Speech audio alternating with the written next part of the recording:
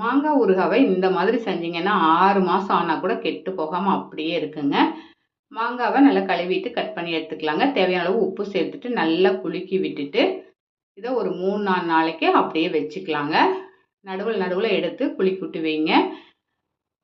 இப்போ இதுக்கு தேவையான கடுகும் வெந்தயமும் நல்லா வறுத்துக்கலாங்க. ஒரு 3 லெமன் எடுத்து அதோட ஜூஸை பிழிஞ்சு எடுத்து வச்சுக்கலாங்க. இப்போ வறுத்த வெந்தயத்தையும் கடுகையும் அரைச்சி எடுத்து வச்சுக்கலாங்க. கடாயில் 300 ml அளவுக்கு நல்லெண்ணெய் சேர்த்துடலாங்க. நல்லா சூடானதும் கடுகு சேர்த்துட்டு பொரிஞ்சதும் அடுப்பை ஆஃப் பண்ணிடுங்க.